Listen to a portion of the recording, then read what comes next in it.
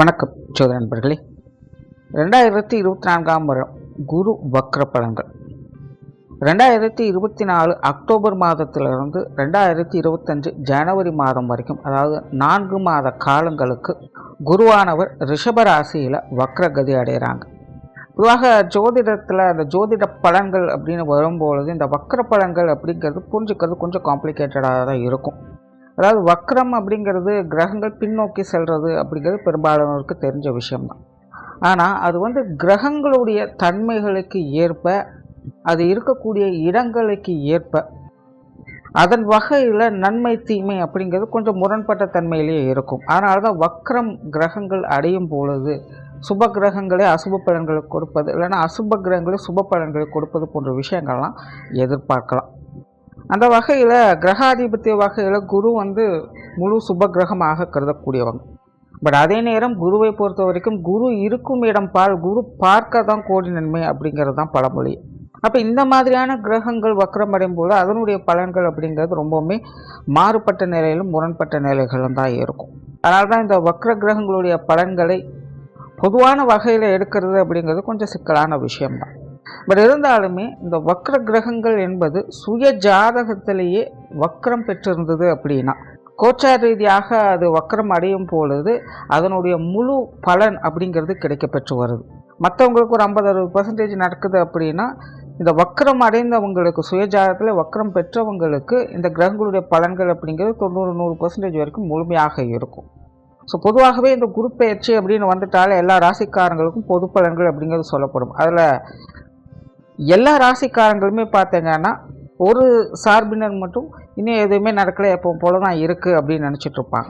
காரணம் என்னென்னா, அவங்களுடைய ஜாதகத்தில் அந்த கிரகங்கள் வக்ர நிலையிலிருந்து செயல்பட்டு இருக்கும். இல்லைன்னா வக்ரம் பெற்ற கிரகங்களுடைய பார்வையிலையோ அல்லது சேர்க்கையிலையோ அந்த கிரகம் அடைஞ்சிருக்கும். ஸோ அந்த மாதிரியான ஆட்களுக்கெல்லாம் பார்த்தீங்கன்னா இந்த வக்ர காலங்களில் அந்த கிரகங்களுடைய அந்த பொது பலன்கள் அப்படிங்கிறது கிடைக்க ஆரம்பிக்கும். ஸோ அப்படி இந்த 2024 அடுத்த 4 மாதங்களுக்கு குரு ரிஷபராசியில் வக்ரம் பெறாங்க. ஸோ பொதுவான வகையில் ரிஷபராசியில் குரு வக்ரம் பெறும் பொழுது இது ஒரு கலவையான பலன்களை தான் கொடுக்கும். கிளியராக சொல்லணும்னா, கடைசி 5-6 மாதங்கள் ரொம்பவுமே யாரெல்லாம் ஸ்ட்ரகிள் ஆகிக்கிட்டு இருக்கீங்களோ அவங்களுக்கெல்லாம் பார்த்திங்கன்னா இந்த அடுத்த 4 மாதங்கள் அப்படிங்கிறது ஒரு நல்ல மாற்றங்களை ஏற்படுத்தி கொடுக்கும். பட் அதே கடைசி 5-6 மாதங்கள் ஏதோ பரவாயில்ல சமாளிச்சிட்டு அப்படின்னு நினச்சிட்டு இருக்கவங்களாம் பார்த்தீங்கன்னா அடுத்த 4 மாதங்களுக்கு கொஞ்சம் மந்தமாகத்தான் இருக்கும். அதாவது நெகட்டிவாக இருக்காது, விஷயங்கள் காரியங்கள் மந்தமாக இருக்கும். நார்மலாகவே குரு வக்ரம் பெறும் பொழுது பொதுவாக இந்த விவசாயம் சார்ந்த விஷயங்கள், தங்க ரீதியான விஷயங்கள், ஆன்மீகம் சம்பந்தப்பட்ட விஷயங்கள், கல்வி வித்தை, விவசாயம் சார்ந்த விஷயங்கள், குழந்தைகள் சம்பந்தப்பட்ட விஷயங்கள், இந்த மாதிரி சில விஷயங்கள்லாம் பார்த்திங்கன்னா நிறைய மாற்றங்களுக்கு இயல்பாகவே உட்படும். ஆல்ரெடி இது எல்லாமே பொதுவான வகையில் இன்றைய சூழ்நிலைக்கு கொஞ்சம் பேசு பொருளாகத்தான் இருக்குது. ஸோ இன்னும் சில காலங்களுக்கே பார்த்திங்கன்னா இந்த மாதிரியான விஷயங்கள்லாம் கொஞ்சம் அப்படி இப்படின்னு தான் இருக்கும். அதனால் மக்கள் இது சார்ந்த விஷயங்களில் கொஞ்சம் கவனத்தோடு இருப்பது நல்லது. அடுத்தது பொதுவான வகையில் ராசி ரீதியாக இது என்ன மாதிரியான பலன்கள் கொடுக்கும் அப்படிங்கிறத பற்றி பார்க்கலாம். கும்பராசிக்கு ராசிக்கு 4ஆம் இடத்துல குரு அடுத்த 4 மாத காலகட்டங்களுக்கு வக்ரகதியில் சஞ்சாரம் செய்துட்டு வரும். பொதுவாக கும்பராசிக்கு இப்போ 7 சனி நடந்துக்கிட்டு இருக்குது. அதில் ஜென்மச்சனியானது இப்போ நடந்துக்கிட்டு இருக்குது. அந்த நிலையில் இப்போது சமீப காலத்தில் குரு கொஞ்சம் சாதகமான நிலைகளில் இருந்து வர்றதுனால சில விஷயங்கள் காரியங்களில் சில சாதகமான அமைப்புகளை பார்த்து வர்றாங்க. லைஃப்பில் ஒரு சில முன்னேற்றம் தரக்கூடிய அமைப்புகளும் அவங்களுக்கு இருந்துட்டு வரும். குறிப்பாக பொருள் மற்றும் பொருளாதார ரீதியான விஷயங்கள் முன்பு இருந்ததை விட இப்போது சமாளிக்கக்கூடிய வகையில் அவங்களுக்கு இருந்து வந்திருக்கும். அதுலேயும் சிலருக்கு இந்த சொத்து சுகங்கள் வாகன ரீதியான விஷயங்கள் மூலமாக நன்மைகள் ஏற்படுத்தி கொடுத்துருக்கும். ஸோ அப்படிப்பட்ட நற்பலன்களை கொடுத்து வந்த குரு இனி அடுத்த 4 மாத காலகட்டங்களுக்கு வக்ரகதியில் செயல்பட்டு வராங்க. இது கும்பராசியை பொறுத்த வரைக்கும் சுப விரயங்களை அதிகம் ஏற்படுத்தக்கூடிய காலகட்டமாக இருக்கும். சில பழைய விஷயங்களை திரும்பவும் செய்வது மாதிரியான விஷயங்கள் காரியங்கள் அமையலாம். பட் பெரும்பாலான விஷயங்கள் உங்களுக்கு சாதகமான நிலைகளில் தான் இருக்கும்.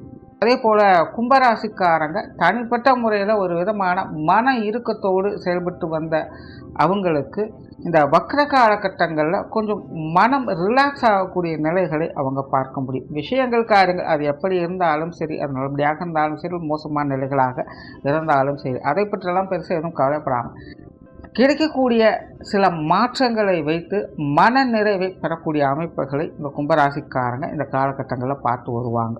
ஸோ நிறைய கும்பராசிக்காரங்களுக்கு இந்த ஓய்வு சார்ந்த விஷயங்கள், சுற்றுலா போன்ற அமைப்புகள், இல்லை சில இடங்களுக்கு போய் வரக்கூடிய அமைப்புகள், அழகாக போகணும் அப்படின்னு நினைக்கிற இடங்களுக்கு போய் வரக்கூடிய அமைப்புகள், இல்லைன்னா ஏதாவது நெருங்கிய நண்பர்கள் உறவினர்களோடு சேர்ந்து செயல்படக்கூடிய அமைப்புகள், இப்படிக்கு மனம் இதம் தரக்கூடிய விஷயங்களில் அவங்க ஈடுபட்டு வருவாங்க. நிறைய பேருக்கு பொழுதுபோக்கு சார்ந்த விஷயங்களில் கூட ஆர்வம் அதிகரிக்கும். கொஞ்சம் ரிலாக்ஸாக இருக்கணும் அப்படின்னா பெரும்பாலும் எதிர்பார்ப்பாங்க.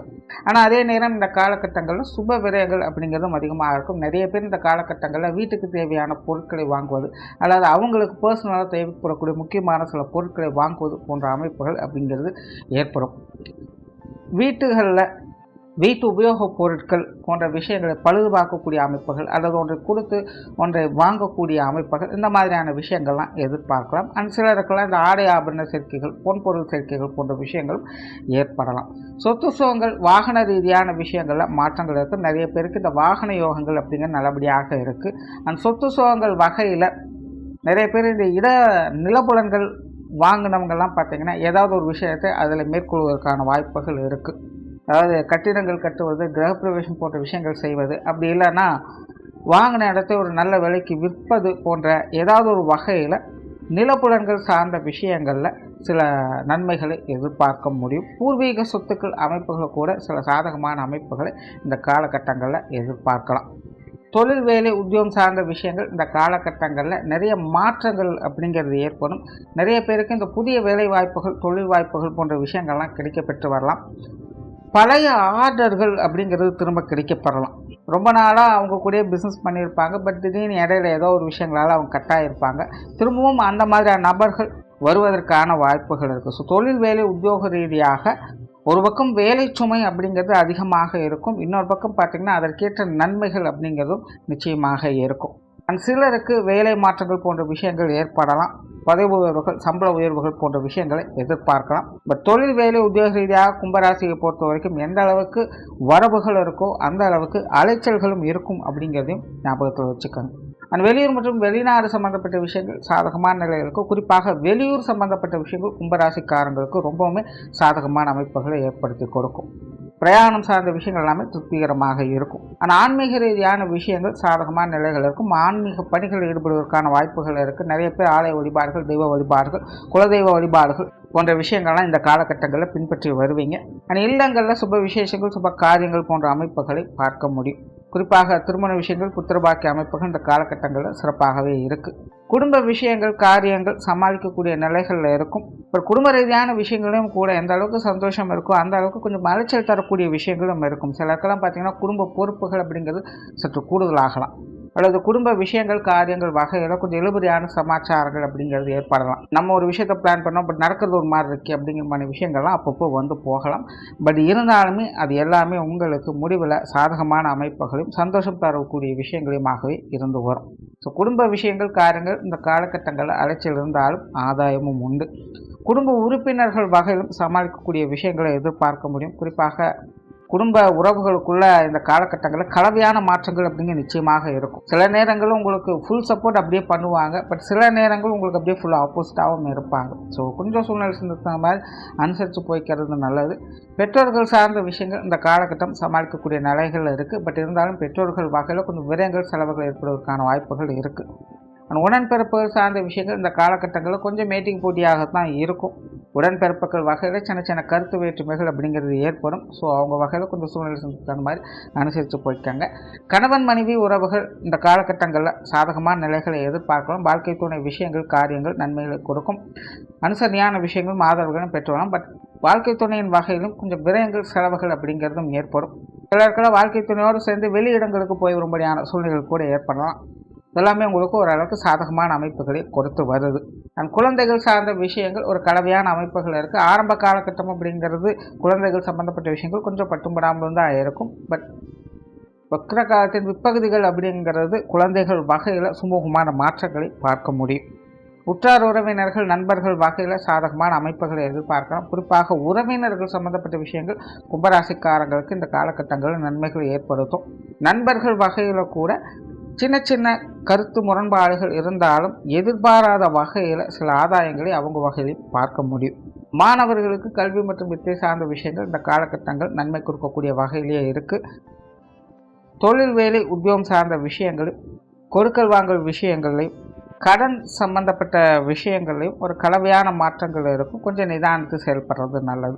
பட் இருந்தாலுமே இது சார்ந்த விஷயங்களும் கூட எதிர்பாராத நன்மைகள் அப்படிங்கிறது இருக்கும். சிலருக்கெல்லாம் வழக்குகள் சார்ந்த விஷயங்கள் கூட இந்த காலகட்டங்களில் ஒரு சாதகமான மாற்றங்களை ஏற்படுத்தி கொடுக்கும். ஸோ ஓவராலாக இந்த குருனுடைய வக்ர காலகட்டம் என்பது கும்பராசியை பொறுத்த வரைக்கும் கொஞ்சம் அலைச்சல் இருக்கும். இருந்த போதிலும் அலைச்சலுக்கு ஏற்ற ஆதாயமும் நிச்சயமாக இருக்கும். நன்றி, வணக்கம், வாழ்க வளமுடன்.